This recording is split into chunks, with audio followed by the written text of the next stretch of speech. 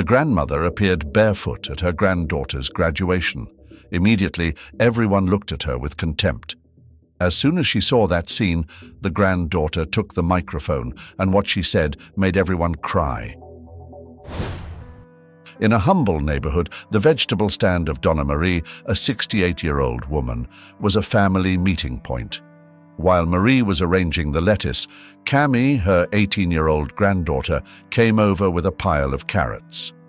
"Grandma, the announcement of the test for the scholarship to study in medicine finally came out." "I'm thinking about signing up," said Camy, with a tone of hope in her voice. Marie looked at Camy with an encouraging smile. "Of course you should sign up, Camy. You have always been a brilliant student. Remember, education is the only thing they can't take away from you, and I want a better future for you." As he spoke, he wiped a damp cloth over the counter. "But how are your grades at school, my daughter? Are you confident?" Camy nodded, placing the carrots carefully in a basket. "I'm doing well, but I worry about us, Grandma. Sales here seem a little slow. Maybe I should work too, help bring in more money." Marie stopped for a moment, looking seriously at Camy. "No, my dear. You need to focus on your studies. I'll take care of here." "But Grandma, I don't want you to overload yourself," Camy insisted, her expression full of concern. "Look, I can study at night after a part-time job," Marie interrupted, taking Camy's hands. "Listen, I've worked all my life. Since I was a child in the fields, I worked barefoot. This now, it is a luxury for me. I can work a little more. I won't let anything interrupt your future." Camy hesitated, looking at the customers passing by the stall. "I just wanted to be able to do more, you know. I want you to be proud of me, Grandma." Marie smiled, squeezing Camy's hands. "I'm already proud of you, my girl. You are everything I could ever want." The conversation was interrupted by a customer who approached. "Good morning, Mrs. Marie Camy. These carrots look great." While Marie served the client, Camy reflected on her grandmother's words. She knew that Mary made enormous sacrifices for her, and that motivated her to try even harder. As soon as the customer left, Camy turned around, towards Marie. "Grandma, I promise you I will get that scholarship. I'll be a doctor and take care of both of us. You will see." Marie nodded with a smile full of affection. "I believe in you, Camy. I always have." As daylight faded, Marie and Camy worked together to close the vegetable stand. Camy, holding the tarps firmly, broke the silence that had settled between them. "Grandma, how was it? Dealing with everything alone after Grandpa left?" His voice was filled with curiosity and a little sadness. Marie stopped what she was doing, looking at Camy with a thoughtful expression. "It was one of the most difficult moments of my life, Camy. Suddenly, I found myself alone, without your grandfather, having to take care of your mother, who was just a child at that time. It was a struggle, but I knew I had to be strong, not just for myself, but mostly for her." Camy continued arranging the tarps, but her hands had slowed down. "And when Mom and Dad, you know, when they left us, he was so young. Sometimes I still hope they come back."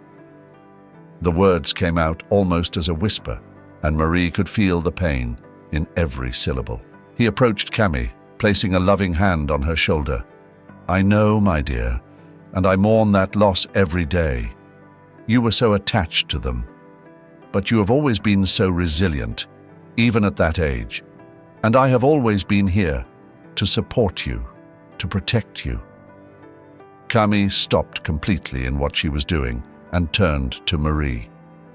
"Grandma, sometimes I feel so alone without them, as if a part of me is gone with them.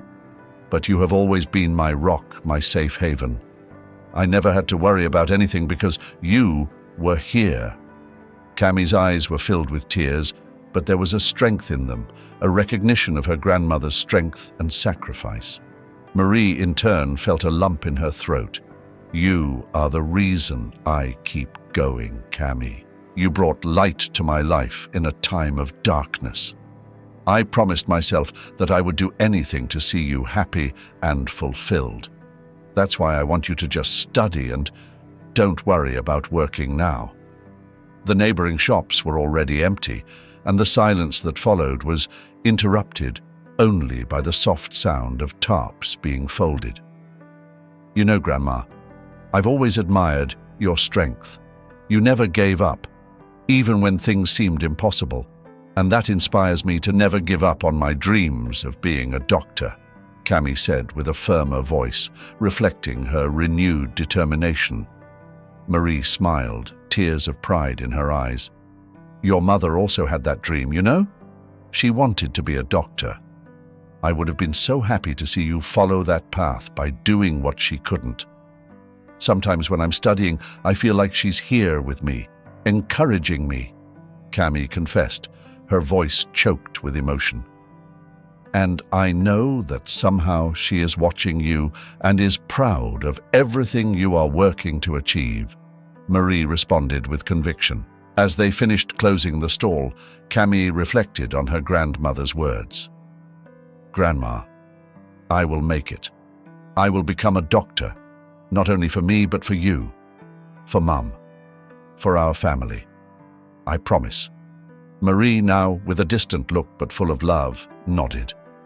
"I always knew you would make it, my girl. I always knew." Together they finished closing the stall. Camy looked at Marie, silently thanking her for everything. "I love you, Grandmother. Thanks for everything." Marie, with tears glistening in her eyes, responded with the same intensity. "I love you too, Camy. More than anything, my little one." Sometime later, the day when the university results would be announced had finally arrived. In his modest home in Guadalajara, Marie and Camy sat together on the worn sofa, with Camy's cell phone in hand, both with expressions of expectation and anxiety. "Do you think you did it, Camy?" Marie asked, trying to hide the nervousness in her voice. Camy shrugged her shoulders, a mixture of hope and uncertainty in her eyes. "I don't know, Grandmother. Say it better than me, but the competition was strong." Camy accessed the university website. His fingers trembled slightly as he typed. Marie watched every movement, holding Camy's hand tightly. "Regardless of what happens, I'm proud of you," Marie said, trying to offer some comfort. Camy nodded, grateful, as the page loaded slowly. When Camy's name appeared on the list of those admitted with a 100% scholarship, a cry of joy escaped from both of them. Marie hugged Camy tightly, tears of happiness streaming down her wrinkled face. "You did it, my girl." "You did it," Marie exclaimed, her voice choked with emotion. Camy, still in shock, hugged her grandmother back. "I can't believe it, Grandma. I got a full scholarship." The happiness in his voice was palpable, and he couldn't stop smiling.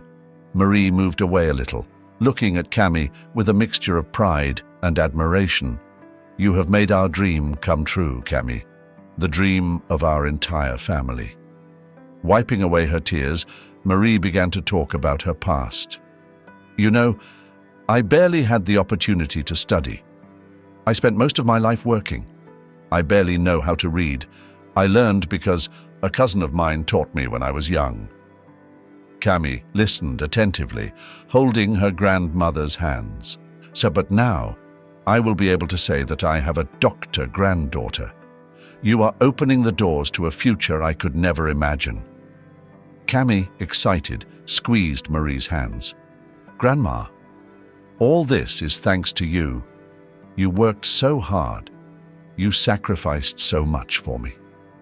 I'm going to be a doctor, not only for me, but for us, for everything you did." Marie smiled through her tears, a smile of satisfaction and contentment. "I always knew you were capable, Camy. You are my pride." The rest of the afternoon was spent in an atmosphere of celebration. Marie prepared Camy's favorite dish, and they talked about plans for the future and how this achievement would change their lives. "We did it, Grandma. Together, said Camy, as they both shared a moment of pure joy and hope. In a few weeks, Camy arrived home after another intense day at medical school, her face reflecting the amazement of the first weeks. Always attentive, Marie immediately noticed her granddaughter's contagious joy, and while cutting vegetables for dinner, she asked, "How is the experience at university, Camy? Tell me. I want to know everything." Camy, placing the backpack on the chair, began to describe enthusiastically. "Grandma, everything is so different. The buildings are huge and modern. Libraries full of books I never imagined existed, and the people all so polite. Speaking so clearly and correctly, it's like you've entered a new world." Marie smiled, mixing the ingredients on the stove. "And what are your companions like? Are you managing to integrate?" he asked, turning to look at Camy. The young student hesitated for a moment, choosing her words. "They are, for the most part, from very different families than ours. Some have cars of the year, designer clothes, and talk about international travel on vacation. At first I felt out of place, like I didn't belong there, but I'm trying to adjust to learning from them too." Camy then mentioned Rodrigo, a classmate. "There is a boy, Rodrigo, who has been very kind to me. He even gave me a ride to the college restaurant the other day. He's one of the most popular there, and yet he makes an effort to talk to me and include me in study groups," he said, with a gleam of admiration in his eyes. Marie, listening attentively, frowned slightly. "Just be careful, Camy. Those young men from rich families sometimes have unclear intentions with girls who are just starting out, especially a pretty smart girl like you." Camy felt a mixture of irritation and surprise at her grandmother's comment. "Grandma, you're being prejudiced. Rodrigo is just a friend. He treats me well, and I know how to take care of myself. It's not because he's rich that he's going to be a bad person. I'm in college now, I'm not a girl anymore. I need to make my own friends, have my own experiences." She responded with a firmer tone of voice than usual. Marie heard the discomfort in Camy's voice and sighed, trying to choose her words carefully. "I understand, Camy, and I don't want to underestimate you. I only worry about you. It is my duty as your grandmother. Life has many traps, and I just want you to be prepared for them so as not to get hurt." Marie spoke with a mixture of concern and affection as she stirred the sauce on the stove. Camy took a deep breath, trying to control her irritation. "I know you worry, Grandma, but I also need to learn to live alone, make my own decisions. I want to take advantage of the opportunities that the faculty is giving me to get to know this new world," she said, trying to convey her own conviction. On a quiet night, Marie and Camy were in the living room, immersed in their activities, when Marie brought up an important topic. "Camy, I need you to take care of the position next Saturday. I'm going to spend the day at church. It's a special date for me and the community." Camy, who was writing a summary for the university, paused for a moment, her face revealing visible irritation. "On Saturday, Grandma, I had plans. I wanted to go out with some friends from college, take advantage of the free time I have a little." His voice sounded tired.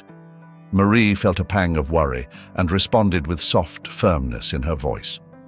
"I know you are busy, my dear, and I understand that you want to enjoy your youth. But remember that Saturdays are the only days I ask you for help on the job. It is very important for me and for us. The position supports our house, and my commitment to the church is sacred. You know that." Camy sighed, internal conflict visible in her eyes. "I know, Grandma, and I understand the importance of the position, but I also need time to myself to live the life of a college student.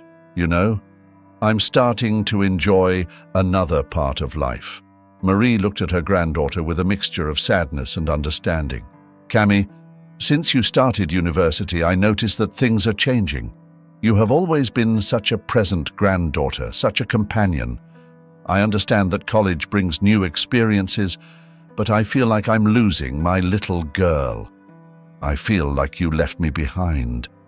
Marie spoke with a choked voice, her eyes expressing the pain of seeing her granddaughter walk away.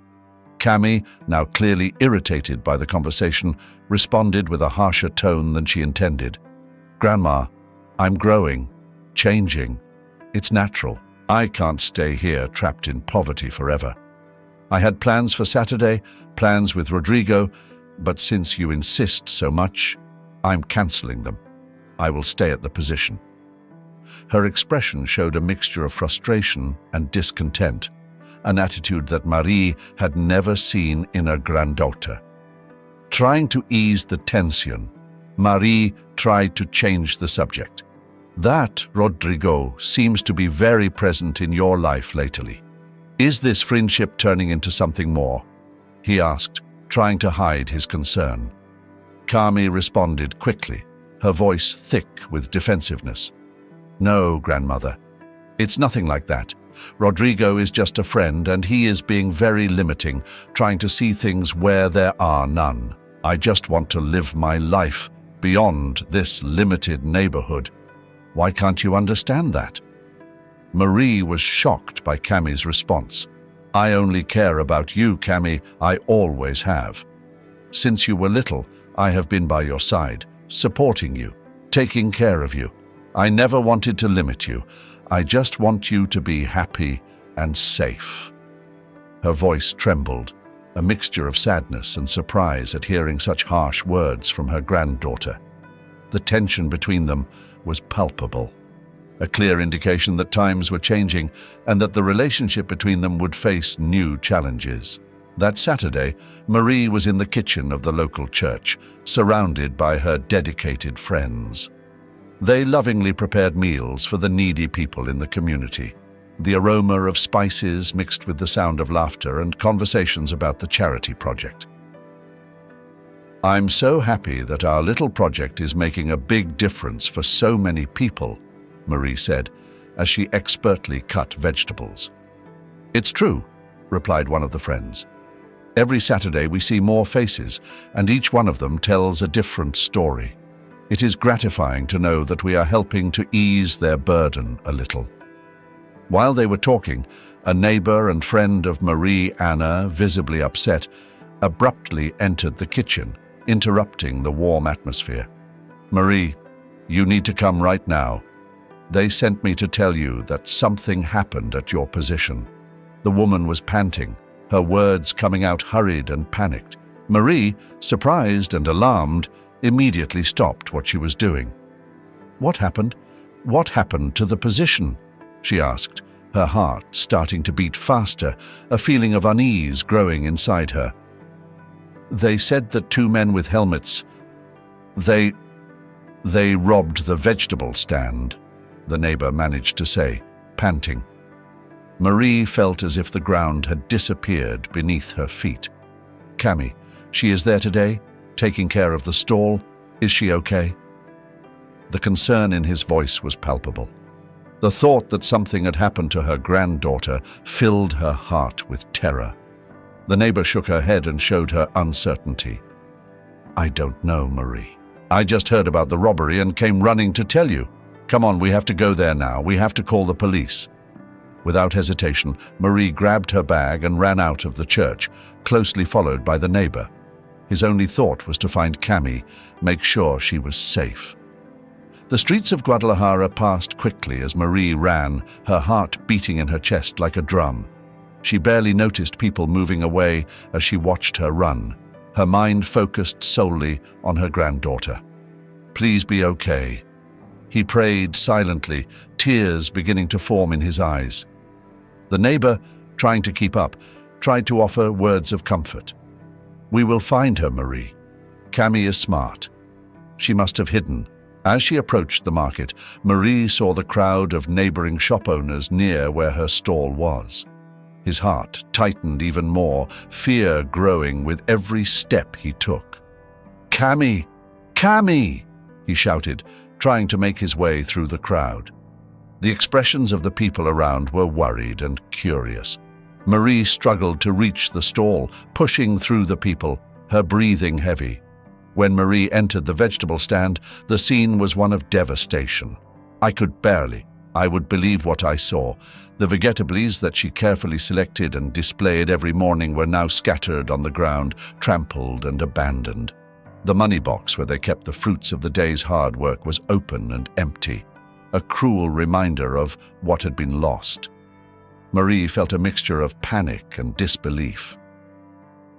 Her eyes desperately searched for Camy, expecting her granddaughter to appear at any moment, safe and sound, but she was nowhere to be found. Anna, trying to be a calming presence next to Marie, suggested that Camy might have gone out for some reason. Maybe he went to look for something, or maybe he's nearby. "Camy has always been responsible, Marie. I wouldn't just leave you like this." But Marie, shocked and confused, shook her head. "No, Anna. This is not something Camy would do. She knows how much this position means to us, especially after everything changed for us. He would never leave me like this, without a word." With trembling hands, Marie took her cell phone and dialed Camy's number.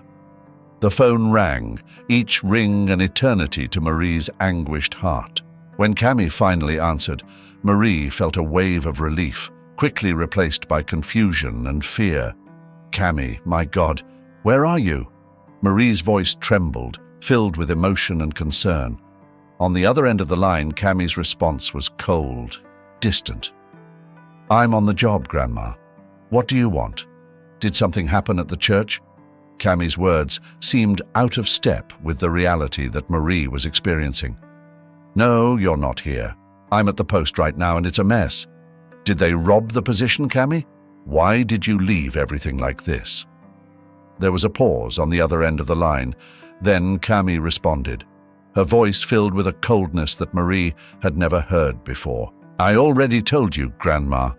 I didn't want to be at the job today. I wanted to go out, enjoy a little. I announced that I was going out with Rodrigo.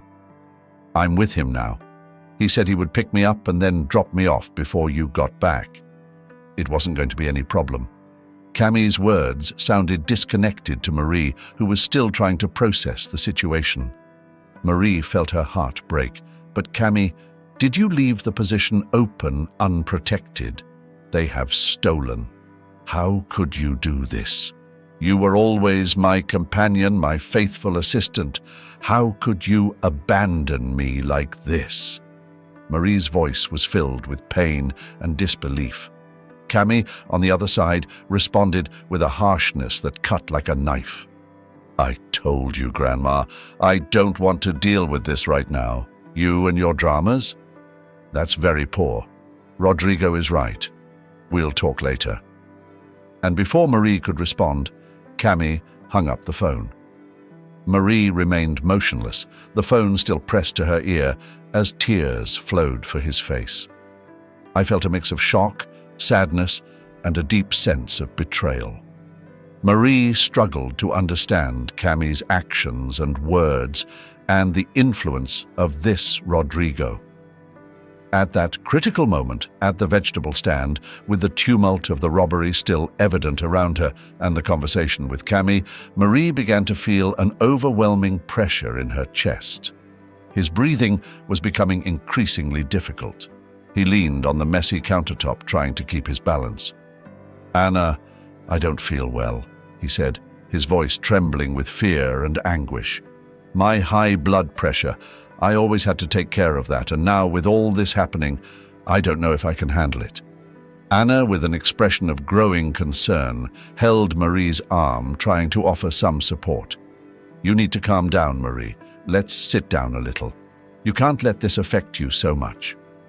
Marie, with tears in her eyes, looked at the mess around her, the weight of the situation falling on her.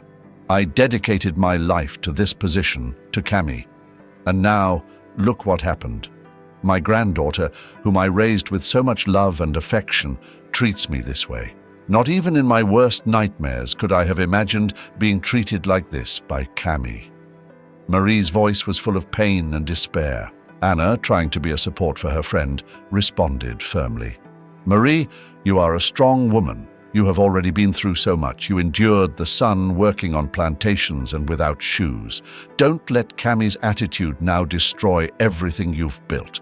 She's confused, maybe influenced by that new boyfriend. But you will realize the mistake you are making. However, Anna's words of comfort were not enough to calm Marie. Suddenly, she felt a stabbing pain in her chest, so strong that it made her double over in agony. Anna, something is wrong, I think. It's my heart, Marie managed to say, clutching her chest. Anna, now panicking, screamed for help, her voice echoing through the market. Someone help! We need a doctor here! People around began to gather, trying to understand what was happening while Anna took out her phone to call emergencies. Please, quick. We need an ambulance. A woman is having a heart attack. I'll give you the address. He was talking on the phone while trying to keep Marie conscious by holding her firmly. While they waited for the ambulance, Anna looked at Marie, who was pale and clearly struggling to breathe. Marie, I'm going to call Camy. She needs to know. But Mary, even in the midst of her own pain and suffering, shook her head weakly. No, Anna, don't involve Camy. She has enough problems already. I don't want her to worry about me now. Her voice was a whisper, a last act of maternal protection towards the granddaughter she loved so much. When paramedics arrived, they quickly assessed Marie's condition and began preparing her for transport. Anna accompanied her closely, assuring Marie that she would take care of everything, that she did not need to worry about the position or Camy. I'm here, Marie. I'll take care of everything. You just need to focus on getting better, Anna said as the paramedics carried Marie to the ambulance. On the way to the hospital, Marie was deep in thought. The physical pain was mixed with the emotional one. I was thinking about Camy, about the life they had built together, and how suddenly everything seemed to be falling apart. The feeling of loss and disappointment was overwhelming. At the hospital, Marie lay in a bed with tubes and monitors attached to her, a visual reminder of her precarious condition. Anna, his faithful friend and longtime companion, was at his side, holding his hand tightly. The doctor, a middle-aged man with a serious expression, explained the situation. Donna Marie, you had the beginning of a heart attack. Your blood pressure was extremely high, and that is very dangerous. You need to avoid stressful situations at all costs. We are going to start treatment with some daily medications. You were lucky that the ambulance arrived quickly. Otherwise, we could be talking about a much more serious situation. Marie listened, her eyes reflecting the worry and fear she felt. Once the doctor left, Marie turned to Anna, her expression tired and dejected. Anna, this is the first time I've really felt the weight of my age. I always felt so strong, so capable of handling anything, but now it seems like everything is falling apart. Marie's words with affection. Marie, you are a warrior. You always have been. But even warriors need to rest. You can't be a superhero all the time. He paused before continuing, choosing his words carefully. With all due respect, Marie, I think Camy should know what happened. You have always done everything for her. You have given her opportunities that many young people do not have. She is studying without worrying about work, thanks to you. And now when she manages to going into college, she acts this way. That's not right. I'm sorry. But to me, she is being very ungrateful, and she needs to know what caused it. Marie sighed, a sad look in her eyes. I know, Anna, I know, but young people are like that sometimes. They get lost along the way. They get carried away by new experiences and people. I don't want to scare Camy. I don't want her to think that she's responsible for this. Her voice was soft, still filled with love and concern for her granddaughter, despite everything. But Marie, she needs to know the consequences of her actions. She needs to understand that what she does affects other people, especially you who have always been by her side. Anna insisted, her voice full of conviction. You can't protect her from everything, Marie. Sometimes the truth is necessary for growth. Marie looked out the window, watching the grey sky outside. Maybe you're right, Anna, but I need time to think. I don't want to create more distance between us. I'll try to better understand what happened when I'm home, when I feel stronger. Her voice was thick with uncertainty, reflecting the internal conflict between protecting her granddaughter and confronting her with the reality of her actions. Anna nodded, understanding the delicate position in which Marie found herself. I will be here for you, Marie. No matter what you decide, you will never be alone. Rest up. The doctor said that in a short time they can release you to go home. The two women remained silent, each lost in thought. On Monday, Marie, already home, felt that she needed to have a crucial conversation with Camy before she left for university. Marie went to Camy's room. He opened the door slowly, finding Camy getting ready for the day. Camy, my daughter, we need to talk about what happened on Saturday. I need to understand what is happening to you. You never acted like this before. We have always been companions. I always thought I could count on you. Marie began, her voice trembling, trying to maintain emotional balance. As he spoke, Marie felt tears begin to form in her eyes. Leaving the position like that is not only a matter of money, but also of consideration for me. I was so afraid for you. I thought something terrible had happened. Marie took a deep breath, trying to control her crying. Your grandmother is already old, Camy. I also have to take care of myself. What happened on Saturday affected me a lot, she said, tears now running freely down her face. Camy, finishing getting ready, responded with an impatient tone. Grandma, I'm already late for university. I don't have time for these dramas now. He turned to face Marie, his face showing clear signs of irritation. And also, now that I'm dating Rodrigo, he is showing me a new world. A world where not everything is suffering like in our life, but there is also room to have fun, eat in restaurants, live life. I don't want to continue being embarrassed working at a vegetable stand, Grandma. Now I live with high-level people, and I need to adapt to fit into that world, Camy said, with a tone of voice that Marie had never heard before. You don't understand, Grandma. Things have changed for me. I'm living a new life now. Marie felt her heart tighten with Camy's words. She realized that the granddaughter she knew and loved was transforming into someone she barely recognized. Camy, you have always been more than enough, regardless of what we did for a living. It is not work that defines our value. It is the love, respect, and consideration we have for each other.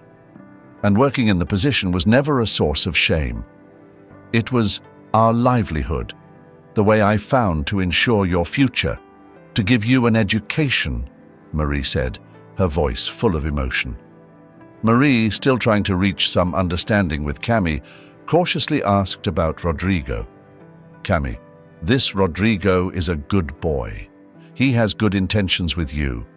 I feel like you are being manipulated by him. Marie hoped to find some reassurance in the answers about her granddaughter's new boyfriend. Camy, however, responded with obvious irritation. Of course it's good, grandmother. He is from another world compared to ours, educated, speaks several languages, has traveled to many countries. He treats me well. He just wants me to live well like him and with him, Grandma. Marie felt a tightening in her heart when she heard Camy's words. He tried to stay calm, even though he felt a pang of sadness. Mary, with a wisdom born of experience, responded softly. Camy, life still has a lot to teach you. Not all that glitters is gold, my daughter. Always remember that I only wish the best for you and I want you to be happy. But don't forget where we come from, and only family and God will truly be with you in difficult times. You are young and beautiful now, but remember what your grandfather did to me." With tears forming in her eyes, Marie continued, "I have worked all my life under the sun. I was abandoned by your grandfather for a younger, more interesting woman. But I still opened the position and managed to pay for you to study, and now you can become a doctor. There is no shame in that." Marie's words were an emotional call for Camy to remember her roots and values. As she spoke, Marie took Camy's robe that was on the bed, intending to fold it affectionately. But Camy, in a quick and abrupt movement, tore the robe from Marie's hands. "Let him go, Grandma. You're going to get him dirty," she said with a disdainful expression. Marie, surprised and hurt by Camy's gesture, stepped back. Camy, now clearly frustrated, spoke in a higher tone of voice. "I'm really tired of these sermons. I'm old enough to take care of my own life. You need to leave me alone. Rodrigo always tells me that I wasn't born for this, that I was born for great things. He had already offered it to me before, but now it seems very clear to me. I'm going to live with Rodrigo while we finish university because I have to take care of my comfort. So you don't have to think about spending money on me or saliva with these sermons." Camy's words were sharp, cutting the air between them. Marie, sensing the growing distance between them, looked at Camy with a mixture of sadness and resignation. "I only want the best for you, Camy, but if that's how you want, I will respect your decision." Marie slowly stood up, her dejected and tired figure contrasting with Camy's determined energy. "I will always be here for you, my daughter, always. At least call me from time to time to tell me how you are." And with those words, Marie left the room, leaving Camy alone to start packing her bags. In the years that followed, Marie found herself navigating a sea of loneliness and sadness. She transformed her nights into moments of reflection and intimate conversations with God, seeking comfort and understanding for the void left by Camy. His days were filled with activities at the post and warm interactions with friends in the community who became his support network. On a particularly melancholic afternoon, while drinking coffee at Anna's house, the conversation inevitably turned to Camy. Anna, always worried, asked, "And Camy Marie, how is she?" Marie sighed, looking at the cup of coffee in her hands. "Camy, I feel like she has been brainwashed by that relationship with Rodrigo. We talk on the phone from time to time, but she rarely comes to visit me. I feel like my Camy is still there, somewhere inside her, but she is being suffocated by him, this manipulative monster." Marie's words were full of pain and frustration, reflecting the difficulty in accepting her granddaughter's transformation. "He has convinced her that her past and our life is something she should be ashamed of," Marie continued with a trembling voice. "She's trying so desperately to belong in this new world that he introduced her to, that she ends up exposing herself to these harmful influences." Marie shook her head slowly, an expression of deep sadness on her face. Anna placed her hand on Marie's, trying to offer some comfort. "Marie, you did everything you could for Camy. You gave her love, education, a home. You can't blame yourself for the choices she's making now." Anna spoke firmly, but with a tenderness that only a true friend could offer. Marie looked at Anna, her eyes reflecting the anguish of a mother who feels helpless. "I will always love and support Camy, no matter what happens. But I cannot deny that all of this has been a great disappointment for me. I never imagined that our relationship would reach this point." "Sometimes life takes us down unexpected paths," said Anna thoughtfully. "And maybe, with time, Camy will realize what really matters. The love of a family, true values. Don't lose hope, Marie." Marie nodded, knowing that Anna was right. "I talk to God every day about this, Anna. I pray that Camy finds the light again so that she sees beyond the illusions that that young man has placed in her mind. And so, with God and with her friends, Mary stood firm. On a quiet afternoon, Marie's phone rang. On the other end of the line, a familiar yet disturbed voice spoke. It was Camy sobbing, her voice choked with tears. "Grandma, can I come home?" he asked with a voice filled with desperation and regret. Mary, with her heart overflowing with maternal love, did not hesitate. "Of course, my daughter, you can always come home," he responded, feeling a mixture of relief and apprehension. When Camy arrived, dragging her suitcases behind her, Marie went to meet her, ready to help her. She noticed the deep sadness in her granddaughter's eyes and the expression of someone who had been deeply hurt. "What happened, Camy? Why are you crying like that?" Marie asked, her voice full of concern and care. Without responding, Camy fell at Marie's bare feet, sitting next to her. She felt more comfortable holding onto her ankles, sobbing uncontrollably. "Nah, chance, Grandma, please forgive me for everything, for all the harm I caused, for all the pain I put you through. I regret it. I regret it so much, and it's been so long, but I couldn't get out of that situation. I was trapped, Grandma." Camy cried, her words coming out between sobs. Marie, with tears in her eyes, bent down and picked up Camy, hugging her tightly. "I know, my daughter. I know, and of course, I forgive you, but you need to understand how much you hurt me, how much I suffered." Marie spoke with a trembling voice, but full of love. "I already lost your mother, Camy. What you did to me was horrible. You can't even do that to a dog." Camy, still hugging her grandmother, continued crying, her tears wetting Marie's blouse. "I know, Grandma, I know. I was blinded by a world I thought I wanted, but it was all an illusion. I miss you so much.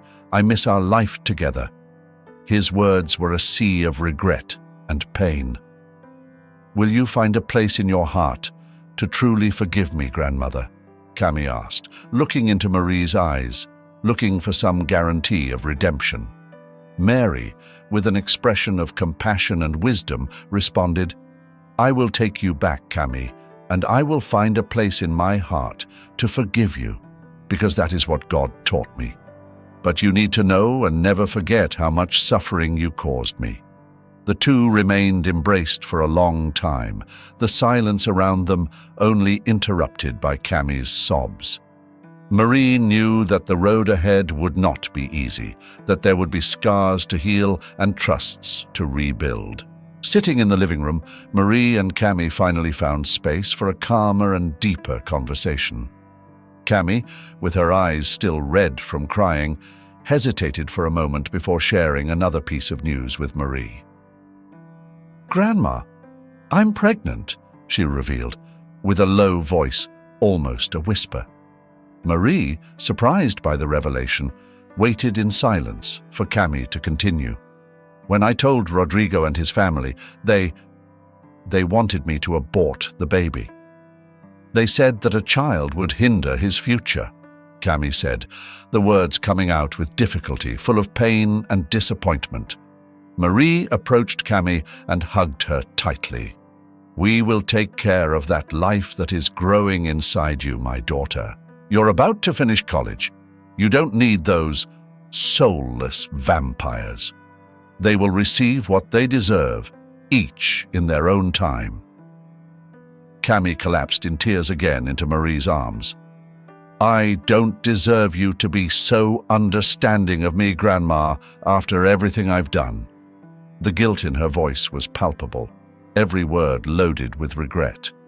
Marie, holding Camy's face in her hands, looked into her granddaughter's eyes with a mixture of love and firmness.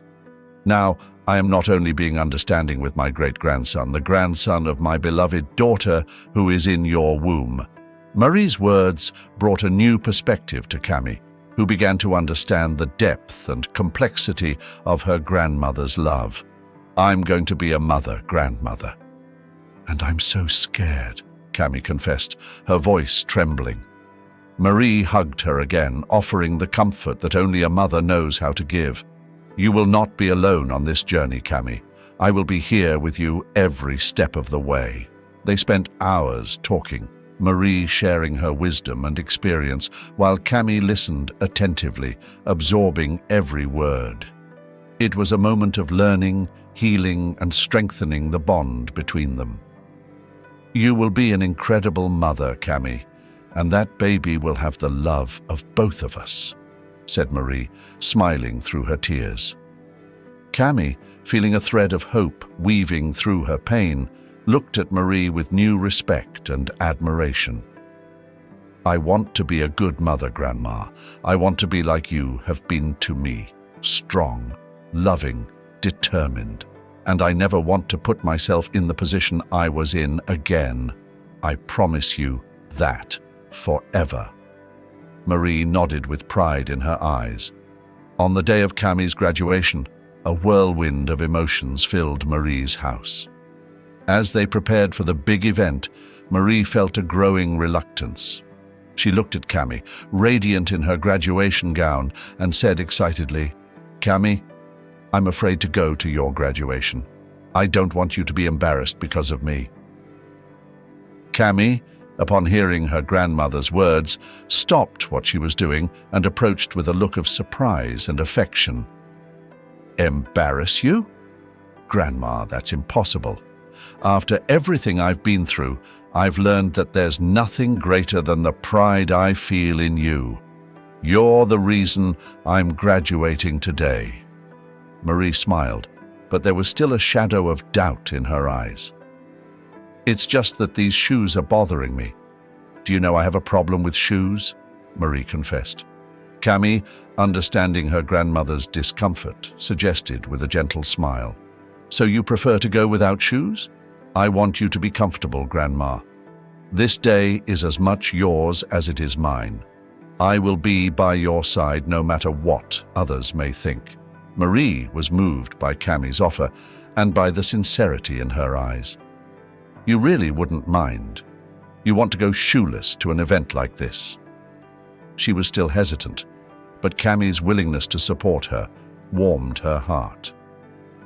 Camy took Marie's hand and said firmly, "Grandma, the most important thing today is that we are together, celebrating this moment. What others think doesn't matter. What matters is the love and support we have for each other." Upon entering the graduation party, Marie and Camy, holding hands, caught the attention of those present. The looks of judgment were directed towards both, especially towards Mary, barefoot, symbolizing her humble roots and the simplicity of her life. Camy, noticing the stares and whispers, stopped for a moment, and in a gesture of solidarity and love, took off her own shoes, aligning herself with her grandmother's stance, defying society's norms and expectations. During the ceremony, Camy was invited to give a speech. With his eyes fixed on Marie, he began, "This speech is for my grandmother, the woman who raised me and who is the true warrior of this story." In an emotional voice, Camy shared her grandmother's journey from raising her mother alone to giving her a better future. "It is with immense pride that I say that it was money from my grandmother's vegetable stand that allowed me to graduate in medicine today," Camy continued with a firm voice despite the tears. "Even when I was wrong, influenced by horrible people, my grandmother took me back, along with my son," she said, running her hand over her belly. He then turned his gaze to the university principal. "I think some people here don't deserve this diploma." He paused, looking directly at Rodrigo. "I lived with Rodrigo for years, and he always tried to minimize me. I kept evidence that he cheated on all the exams from the beginning of the course, and he paid to have his final work done for him. I already left the formal complaint and the evidence with his secretary, Mr. Director." The room fell silent, all eyes now directed at Rodrigo. Several students in the class stood up, confirming Camy's accusations. The director, stunned by the revelations, asked that Rodrigo be removed from the place. As Rodrigo was escorted out, he began shouting insults, directing his anger primarily at Marie.